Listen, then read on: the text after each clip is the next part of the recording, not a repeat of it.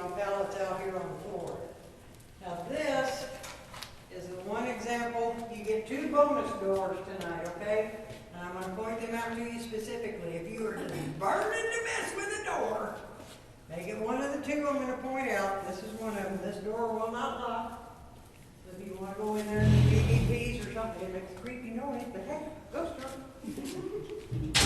Will not lock, but you can go in there and shut the door if you're going to do DVPs or something like that. Now, these stairs go up to, I think it's 2 empty offices. Could be remnants of a hawk's lunch up there, so gotta be careful. You might see piles on the floor. You're welcome to go up there and check it out. To get up in the housing unit, there's 126 cells in here. Get up in the housing unit, the stairs are at the very back of the cell house here. Those are the only stairs that get you up and down. Okay, 4 tiers, and this cell house and another one we're going to be in, all the cells are in the middle. These walks go in a big circle all the way around. You know how we came up. We're going to take another door out to exit. Come on this way. Okay. This is housing unit 4. My absolute favorite. This is Shadow Man Central in here. This is a real good place to let your eyes get used to the dark. Sit down in one of these chairs and just watch the walks. We'll see shadow figures walking along the walks. They'll go across the catwalk. And right back here, let me get my real flashlight out. That red railing right there, big opening in the floor. Those stairs go down now to a shower room. That shower room blocks off 8 original dungeon cells. 5 of them are open. But you can go downstairs into that shower room, and on the left, as you go down, there's a door. Go in that door on the left. That's a U-shaped section where the dungeon cells are. And if you want the full effect, once you go through the door, turn the light switch off just inside the door. Then it'll be nice and cave dark. And sit down there in the dark by yourself for 10-15 minutes, see what happens. But I love this building. This is the oldest, built in 1868. This was the black housing unit for many, many years.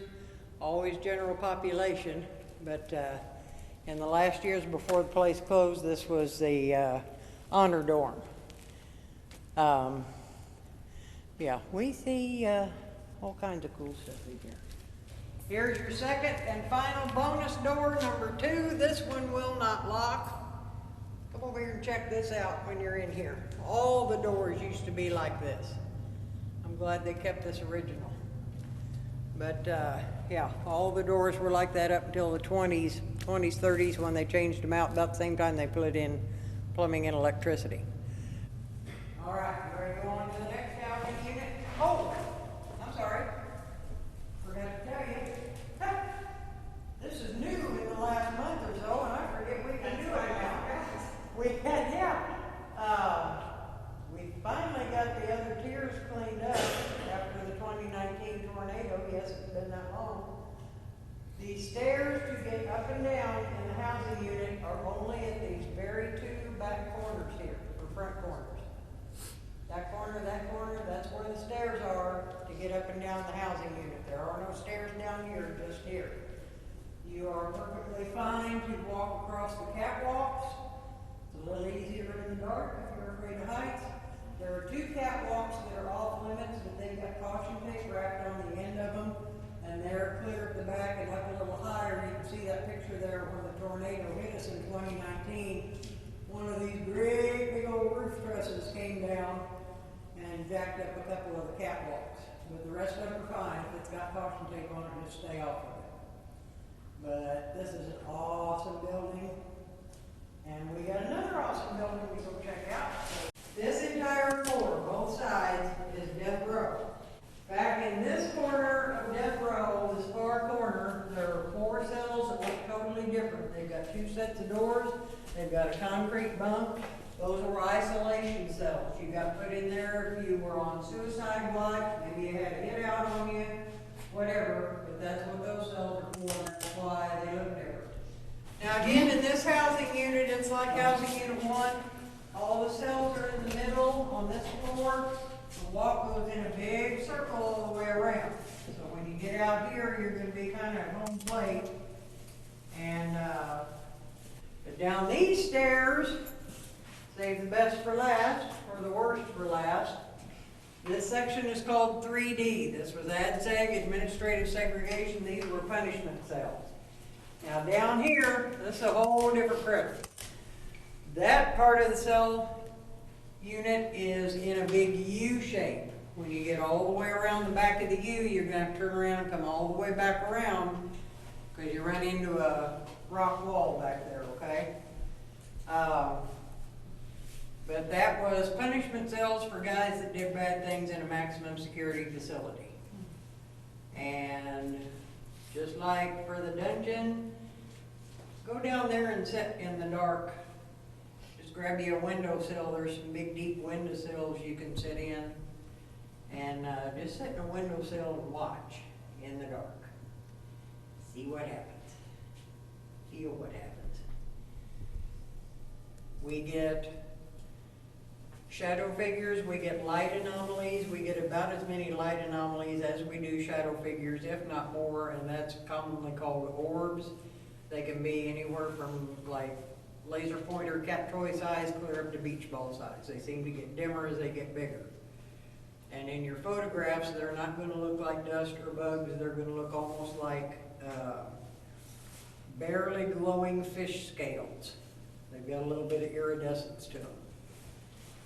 That's how we tell those.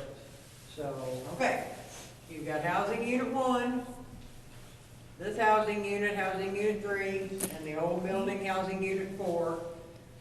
I don't really like talking about it. You don't have to, I'm not pressuring you. But when I first came in, got through all the training and stuff like that through the DOJ, I got escorted to Unit 4, and I only spent less than 30 minutes in there because we had to run down to the rec yard, the lower yard, because there was a fight down there.